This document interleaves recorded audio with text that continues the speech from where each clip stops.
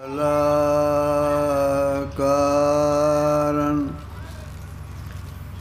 व्याप्तेन चराचरं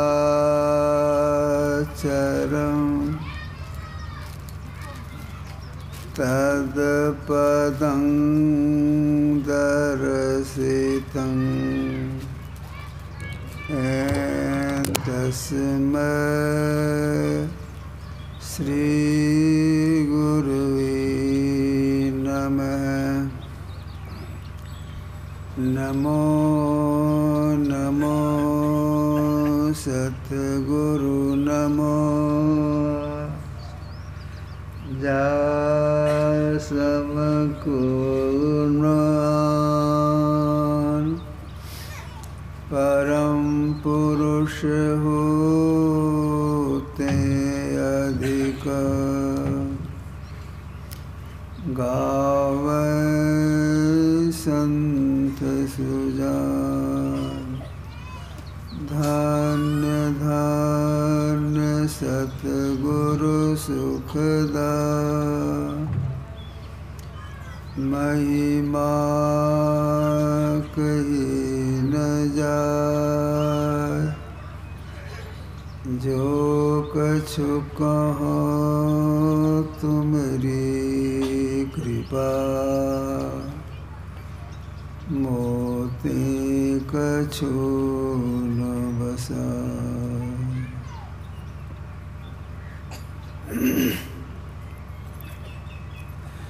मुद मंगलमय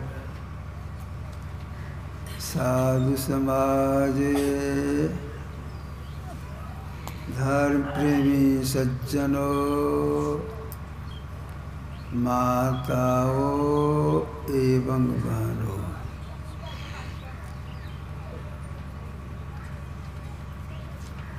एक व्यक्ति अपने गुरुजी के पास गए, उनको प्रणाम किए और हाथ जोड़ती कहती है, गुरुदेव मैं बहुत काम छोड़ के आया हूँ, केवल एक बात जानने के लिए हमको जना दीजिए, हम चले जाएंगे। अब बोलो क्या जानना चाहते हो? इतनी सी बात हमको कह दीजिए, ईश्वर किसे कहते हैं? थोड़े शब्दों में ईश्वर किसे कहते हैं? गुरुजी ने कहा तुम कौन काम करते हो, पहले यह बोलो। कहा हम तो किसान हैं, खेती करते हैं, जानवर पालते हैं। आज ठीक है, जानवर में क्या क्या पालते हो?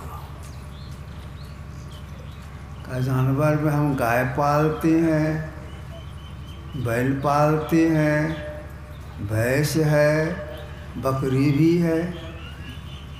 ठीक है, तुम्हारे पास में गाय है, कई गाय है हमारे पास में। तो हमको एक बात बता दो कि गाय किसे कहती हैं, तो मैं तुमको बता दूंगा ईश्वर किसे कहते हैं। बोलो, तुम गाय पालते हो? कहाँ? बोलो गाय किसे कहते हैं? हल्ला गुल्ला नहीं कीजिएगा। उस व्यक्ति ने कहा जिस जानवर को 4 पाँव हो उसको गाय कहते हैं। कहा तुम इस बात को स्थिर रहना, जिस जानवर को 4 पाँव हो उसको गाय कहते हैं। ठीक है, भैंस को 4 पाँव,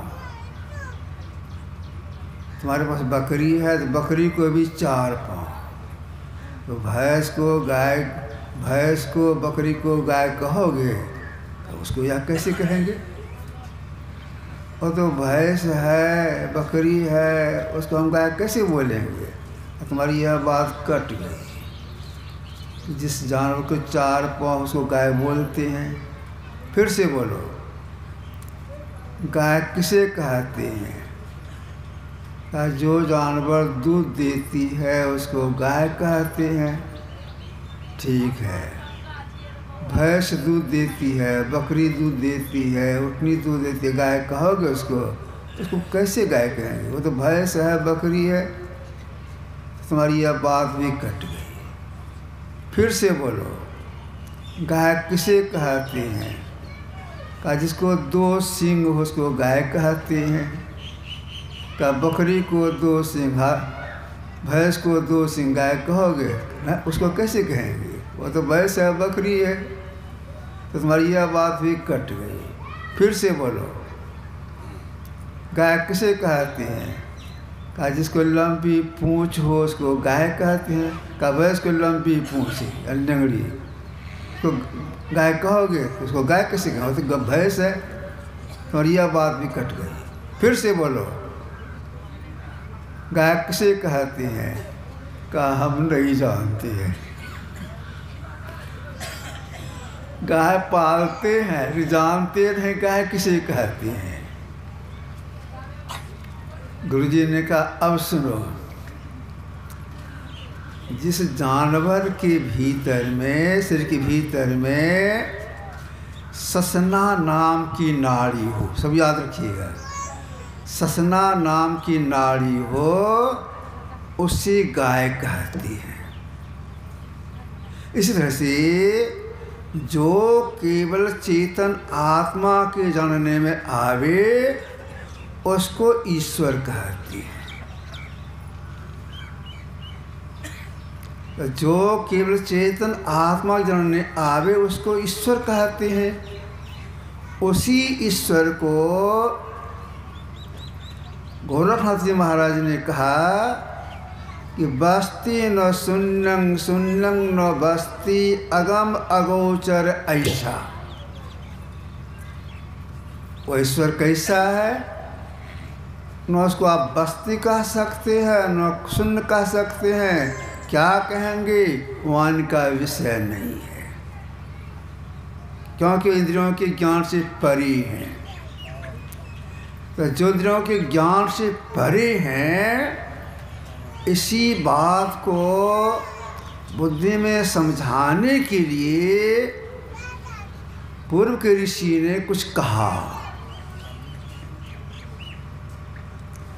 क्या कहा? अचिंत में व्यक्तम अनंत रूपम शिवम प्रशांतम ब्रह्म योनिम तमादि मध्यांत विहीन एकम विभुं चिदानंद में रूप अद्भुतम। वह ब्रह्म अचिंत रूप है, अनंत रूप है, कल्याण रूप है, शांत स्वरूप है, अमृत है, माया का भी कारण है, आदि मध्य और अंत से हीन है, विभु है, अंत में कहा अद्भुत है। जो केवल चेतन आत्मा जानने वाले उसके लिए क्या कहा? वो अद्भुत है। अद्भुत क्यों कहा? देखिए, अद्भुत क्यों कहा गया उसको? हम लोगों का शरीर जब माँ की पीठ से निकला था उसमें कैसा था? बहुत कोमल, छूने से पल पल करता होगा। कुछ दिन के बाद उसमें कड़ापन आया, कड़ापन हुआ और कड़ापन आ गया। वृद्धावस्था होते होते शरीर झुर्री पड़ जाती है, इसे जीव निकल जाता है। तो शरीर में जो यह कड़ापन हुआ कैसे हुआ? तब आपके अपने आप हो गया होगा।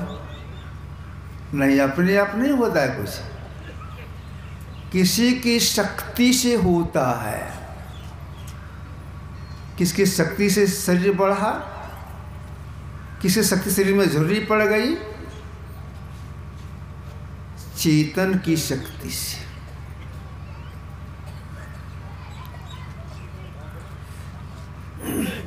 हम लोग शरीर के भीतर में मन, बुद्धि, चित्त, अहंकार, ये 4 इंद्रियां हैं। ये चारों सूक्ष्म जड़ हैं। लेकिन चारों का 4 काम है।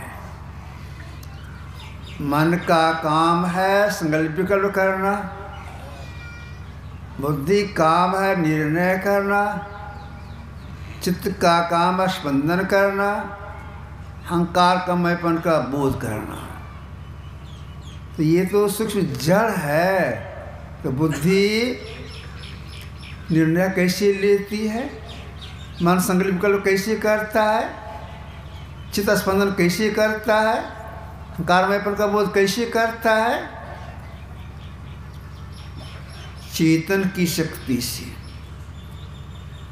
सूर्य में जितनी पहले गर्मी थी उतनी गर्मी अभी नहीं है। गर्मी के कारण पहले बहुत वर्षा होती थी, अब उतनी वर्षा नहीं होती है। तो सूर्य की गर्मी जो घट रही है किसकी शक्ति से? चेतन की शक्ति से। जिस चेतन की शक्ति से ये काम होता है, उस चेतन में भी परमात्मा व्यापक होकर के अपना मंडल बाहर रखे हैं। इसलिए अद्भुत कहा। अब इसी बात को बुद्धि में समझाने के ख्याल से दूसरे ऋषि कहते हैं, ब्रह्मे वेदमृतं पुरस्ताद ब्रह्म पश्चाद ब्रह्म दक्षिण स्तोत्रने अधश्चोर्धं च प्रसिद्धं ब्रह्मे विश्वमिदं वरिष्ठम। अमृत ब्रह्मी आगे है, पीछे है, बाईं ओर है, दाईं ओर है, भीतर है, बाहर है, सर्वत्र है। यह ऐसा क्यों कहा? इसलिए लोग बुद्धि में समझे कि परमात्मा सर्वत्र हैं, उसे कहीं खाली नहीं है। वही परमात्मा सारी सृष्टि का सृजन करने वाले हैं और लय करने वाले वही हैं। अभी हम लोग सिद्धांत पाठ किए हैं, ये प्रकृति द्वय उत्पत्ति लय होय प्रभु की मौज से, ये अजा अनाद्य स्वयं है, हर जनों कहना चाहिए। ये प्रकृति द्वय, 2 प्रकृति, जड़ प्रकृति चेतन प्रकृति परमात्मा की मौज से बनी है, उनकी मौज से इसकी समाप्ति भी होती है। जो ऐसे सर्वर्थशाली परमात्मा है, उन्हीं को गोरखनाथ जी महाराज ने कहा कि बस्ती न शून्य शून्य बस्ती अगम अगोचर ऐसा, उसी परमात्मा के लिए कहा है। अवश्य परमात्मा को समझाने के ख्याल से भगवान कृष्ण ने अर्जुन के माध्यम से कहा था। क्या कहा था?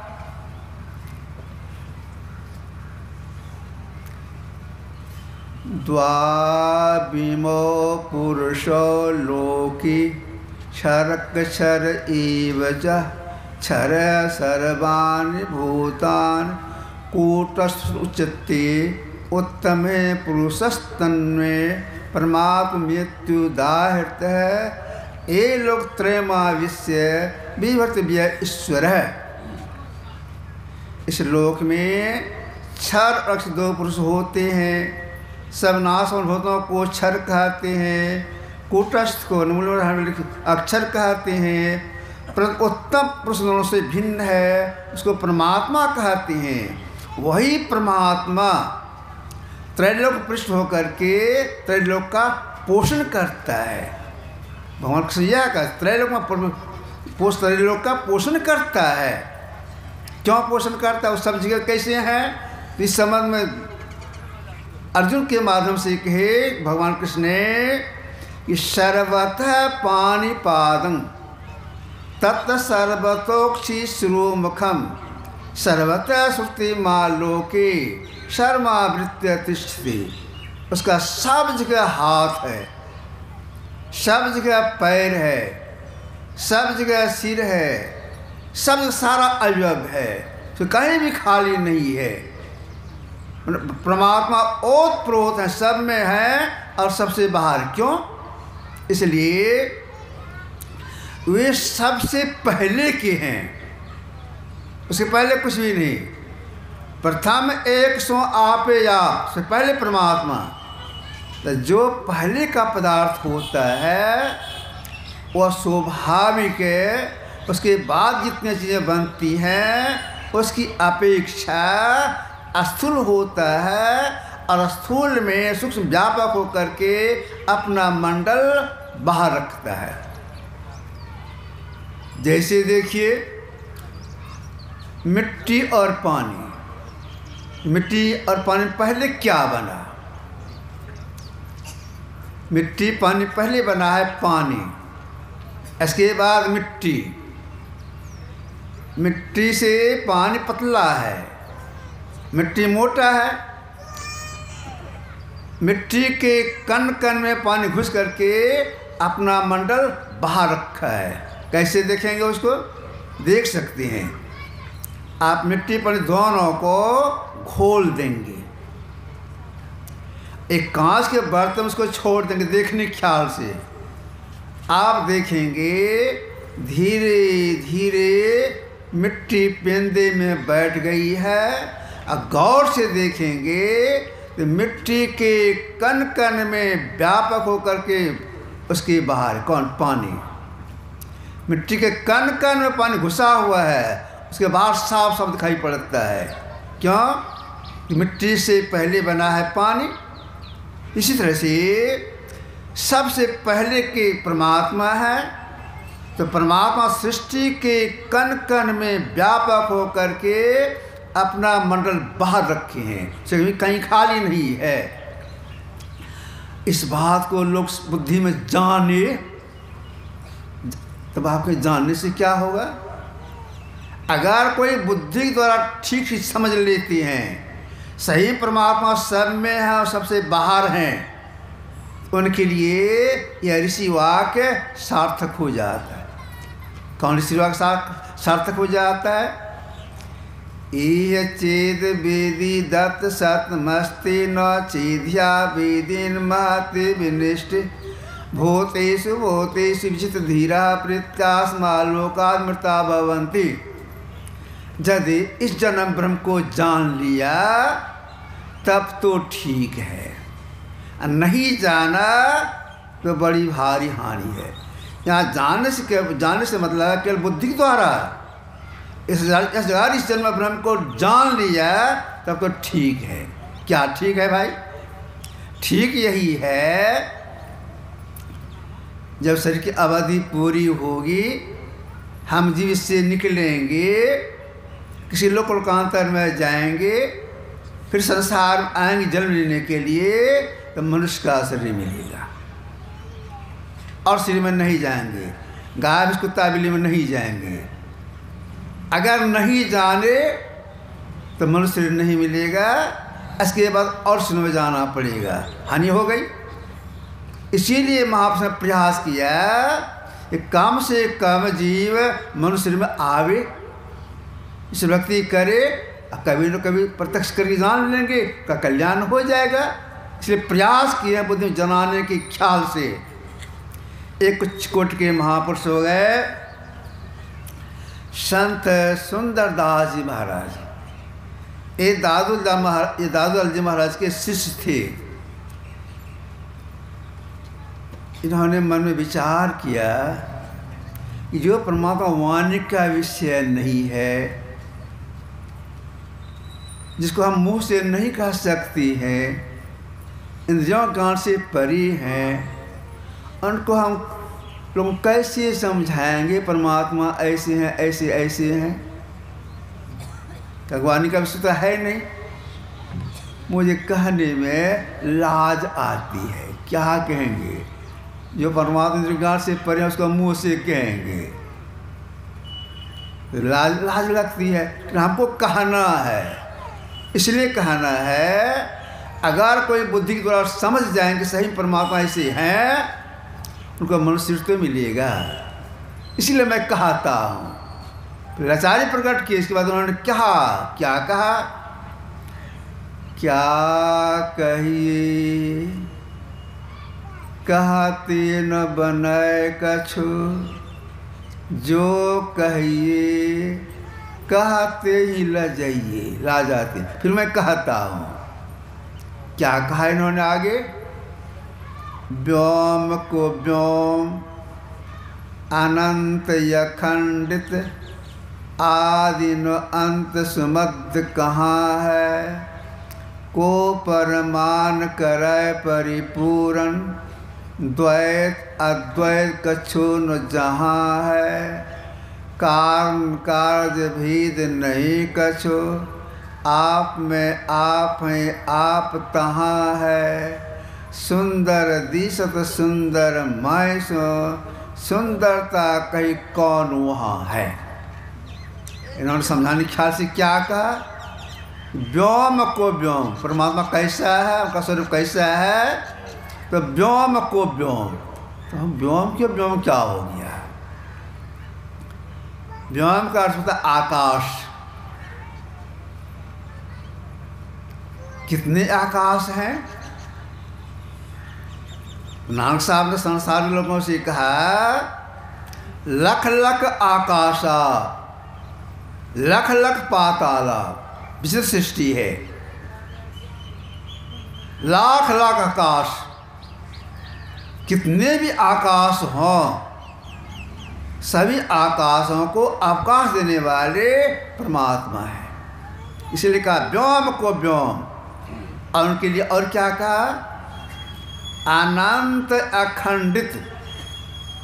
अगर अनंत एक ही एक, अगर दो अनंत मानेंगे, दोनों ससीम हो जाएगा, सीमा वाला हो जाएगा। अनंत एक ही एक, और उसका कभी नाश नहीं होता है। बड़े बड़े ब्रह्मांडों का नाश होता है, लेकिन परमात्मा किस काल में नाश नहीं होता। इसलिए सुंदर सिंह कहता हैं, व्योम को व्योम अनंत अखंड, और आदि न अंत संबद्ध कहाँ है? उस परमात्मा में आदि नहीं, मध्य नहीं और अंत नहीं, तीन से न्यारे। इसी को गुरुदेव भी बोल रहे हैं, अनादि अनंत प्रभो निर्यावयाव विभो, अक्षय अजय अति सघंठाही। तो परमात्मा में आदि नहीं, मध्य नहीं और अंत नहीं, सर्वत्र वही हैं। जो परमात्मा सर्वत्र हैं, उसी में सारी सृष्टि है। सारी सृष्टि उन परमात्मा में है। जैसे देखिए, यह जो हम लोगों का शरीर है, इस आकाश में चलता फिरता है। शरीर आकाश में चलता फिरता है। यह आकाश शरीर के भीतर में है। यह ठट्ठर है, घूमता फिरता है, इसके भीतर में आकाश है। तो आकाश में शरीर घूमता फिरता है, आकाश के भीतर है। इतनी बड़ी पृथ्वी कहाँ है? शून्य में, आकाश में है। तो पृथ्वी आकाश में है, आकाश पृथ्वी में घुसा हुआ है। इस तरह से सारी सृष्टि में परमात्मा व्यापक होकर के अपना मंडल बाहर रखे हैं। ऐसी बात समझाने के ख्याल से गोस्वामी तुलसीदास जी महाराज ने कहा, प्रकृति पार प्रभु सब उर्वासी, ब्रह्म निधि विरज विनाशी, व्यापक व्याप अखंड अनंता, अखिल अमुक शक्ति भगवंता आदि। क्या कहा? व्यापक व्याप अखंड अनंता, जिसमें घुसा जाए वह व्याप, जो घुसे वह व्यापक, सारी सृष्टि में परमात्मा घुस करके अपना मंडल बाहर रखे हैं। कितने बाहर हैं इसकी कोई सीमा नहीं है, कितने बाहर हैं। इसीलिए उनके लिए तुलसीदास जी महाराज ने लिखा है, निरुपम न उपमा आन राम समान राम निगम कहे। उनकी कोई उपमा नहीं, कितने बाहर हैं, कितने सुंदर, कोई उपमा नहीं। वे जड़ कण कण में व्यापक करके अपना मतलब बाहर रखे हैं। हम लोग अभी संत स्तुति में भगवान बुद्ध का नाम लिए, धन ऋषि संतन धन बुद्ध जी। जब भगवान बुद्ध अपने धर्म का प्रसार करने लग गए, इनके मन हुआ एक बार जन्म स्थान जाना चाहिए। तो भगवान बुद्ध का जन्म स्थान नेपाल के कपिलवस्तु में था। अब भगवान बुद्ध यहाँ बिहार में थे, यहाँ से चले, कैसे संसार चले, इनका बड़ा कड़ा नियम था, बहुत कड़ा नियम ये बनाए थे। भीख मांग के खाते थे और गांव के बाहर में किसी वृक्ष के पास में या बागीचे में ठहरते थे। अपना जन्म स्थान गए, कपिलवस्तु गए, गांव के बाहर में एक वृक्ष था, वहाँ जाकर ठहर गए। जैसे गांव वाले को मालूम हुआ वे आए हुए हैं, तो बारी बारी से लोग जाने लग गए, दर्शन करते हैं, बातचीत करते हैं, फिर घर आते हैं, कोई जाते हैं, कोई आते हैं। उनके पिताजी को मालूम हो गया और सुदोधन को, वही भी गए, वहाँ बैठे, कुछ देर वार्तालाप के, इसके बाद ये भी अपना घर आ गए। शाम हो गई, एक व्यक्ति पहले आया, सबसे पहले वे बैठे थे, देख अनुमान करने लग गए, इसका जितने लोग हैं करके मैं सबको पहचानता हूँ। सब लोग तो आ गए इनके दर्शन के लिए, लेकिन पत्नी को तो नहीं देखा, कि पत्नी का नाम था यशोधरा। लगता है बेचारी को मालूम नहीं होगा, अगर मालूम होता तो जरूर आती, मालूम कर देना चाहिए। उनको अपना घर भी जाना था, भगवान बुद्ध को प्रणाम किए, वहाँ से चले, अपना घर नहीं जा करके गए यशोधरा से भेंट करने के लिए। उनसे जाके पूछते हैं, आपके पतिदेव संत बन गए हैं, गांव के बाहर में ठहरे हैं, गांव के सभी लोग गए उनके दर्शन करने के लिए, आपके ससुर साहब भी गए, क्या आपको मालूम नहीं है?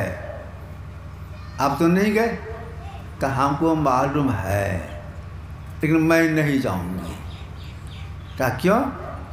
इसलिए मैंने उनका त्याग नहीं किया है, कोई झगड़ा लड़ाई नहीं हुई है, उन्होंने मुझे त्याग किया है, हमको रात में छोड़ के ये भागे हैं।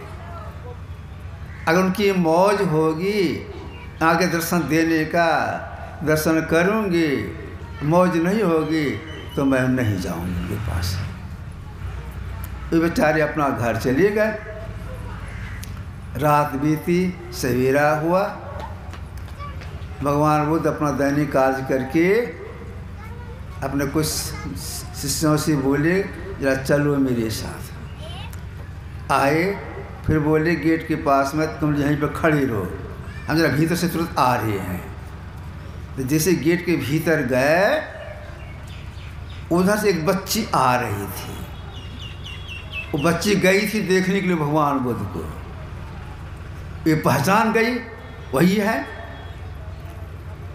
इधर जो आ रहे थे गेट के बाहर कुछ काम से, कुछ काम के लिए, इधर नहीं आकर फिर लौट गई। जाके कहती है यशोधरा से, उनकी सेवा में थी, वो इधर आ रही है, मतलब आपकी जो पति हैं इधर आ रही हैं। जानकारी मिली, ये आ गए हैं गेट के भीतर, कमरे से बाहर नहीं हुई। वह बच्ची इतना कहा कर फिर आती है कि किधर जाएंगे, पिता के कमरे में जाएंगे किधर आएंगे, देख इधर ही आ रहे हैं। फिर दौड़ के जाती है, कहते इधर ही आ रहे हैं। इतना होने पर भी ससुरा घर के अंदर ही रही, कमरे के अंदर रही, बाहर नहीं हुई। भगवान वो धीरे धीरे उनके कमरे में गए, जिस कमरे पहले रहती थी। तब यशोधरा ने चरण छू के प्रणाम किया और सामने में खड़ी हो गई। भगवान बुद्ध भी खड़े हैं, वह भी खड़ी है। यशोधरा आने के बाद पूछा कि एक बात मैं आपसे पूछती हूँ, तो बोलो। आप जिस वस्तु के लिए इस कमरे का त्याग किया है, क्या वह वस्तु इस कमरे में नहीं है? इतना सुनते भगवान तो अवाक करी, या गंभीर कर उसको किसे मालूम हो गया। यशोधरा भी कम नहीं थी, पता लगाती रहती थी भगवान बुद्ध का क्या दिनचर्या है। वे जमीन पर सोते हैं, यशोधरा जमीन पर सोती थी, एक शाम भोजन करती हैं, एक शाम भोजन करती थी। वह भी उपासना करती थी, साधना करती थी। भगवान बुद्ध 6-7 मिनट तक सोचते थे क्या इसका उत्तर दें। क्या पूछा था यशोधरा ने जिस वस्तु ने इस कमरे का त्याग किया, क्या वह वस्तु इस कमरे में नहीं है? भगवान संभल करके बोले, 6-7 मिनट के बाद बोले, हाँ, जिस वस्तु के लिए मैं इस कमरे का त्याग किया है, वह वस्तु इस कमरे में भी है। मतलब परमात्मा इसमें भी है। तो परमात्मा से कहीं खाली नहीं है। जो परमात्मा सब जगह एक समान ओतप्रोत है, उन्हीं में हम लोग सांस भी लेते हैं, चलते फिरते हैं, तो ये सबसे समीप है। जब सबसे समीप है, जहाँ मैं हूँ वहाँ परमात्मा भी है, तो प्राप्ति क्यों नहीं होती है? उनको हम देखते क्यों नहीं है? तो देखिए, मछली पानी में रहती है, उसके ऊपर पानी, नीचे पानी, सब जगह पानी पानी, पानी में तैरती है। पानी के भीतर में कीड़ा मकोड़ा रहता है तो उसको खाती है, पानी में कीड़ा मकोड़ा खाती है। उसकी बनावट ऐसी है, उसकी चमड़े की ऐसी बनावट है, जितना सा चारा वह पकड़ती है उतना ही चारा मछली के पेट में जाता है, पानी नहीं जाता है। उसकी बनावट वैसी है। जब वह चारा करती है, कुछ खाती है मछली, तो पानी जरूर पीती होगी। तो पानी के अंदर वह है, अरे पानी वह पी नहीं सकती है। पानी बीच में प्यासी, मुझे सुनी आवत हाँसी, आत्मज्ञान बिना सब झूठा, क्या मथुरा क्या काशी, कबीर साहब ने कहा। मछली पानी में रहती है लेकिन है प्यासी, पानी नहीं पी सकती है। तो पानी वह पीती है कैसे? जब खाती है प्यास तो जरूर लगती होगी, पीती है कैसे? आपने देखा होगा तालाब में या नदी में या गंगा में मछली कभी कभी ऐसे उलटती है, ऐसे उलटती है। जिसमें उलटती है उसी से पानी पीती है, बाकी में नहीं। उसमें ऊपर परमात्मा, नीचे परमात्मा, बाईं ओर परमात्मा, पीछे परमात्मा, सब परमात्मा हम लोग चलते फिरते हैं। अगर उनको देखना चाहते हैं, मिलना चाहते हैं, तो उल्टना पड़ेगा, तब उनका दर्शन होगा, उनकी प्राप्ति होगी। उल्टना पड़ेगा। उल्टने से मतलब क्या हो गया? हम जीव जागृत अवस्था में ठीक दोनों भाग बीच में यहाँ पर हैं। आँख से नीचे पिंड का भाग है, ऊपर ब्रह्मांड का भाग है। ऊपर चलना है, उल्टना है। कैसी उल्टेंगे, भ्रमण चढ़ाई कैसी होगी? इसी के लिए महापुरुषों ने कहा अपना सिमटाव करना होगा। सिमटाव से उर्दगति होती है, ऊपर चढ़ाई होती है, तंद्रिया छूटती है, तो परमात्मा का दर्शन होता है। तो सिमटाव के लिए अब क्या करना होगा? तो यह जानना पड़ेगा हम पसरे किस में हैं। तो हम जीव 14 इंद्रियों को संग रह करके 5 विषय में पसर गई हैं। 14 इंद्रियां कौन कौन? 5 कर्म इंद्रियां, हाथ, पैर, मुंह, लिंग, गुदा। 5 ज्ञान इंद्रियां, आँख, कान, नाक, जीभ, चमड़ा। 5 और 10 4 के भीतर में है मन, बुद्धि, चित्त, अहंकार।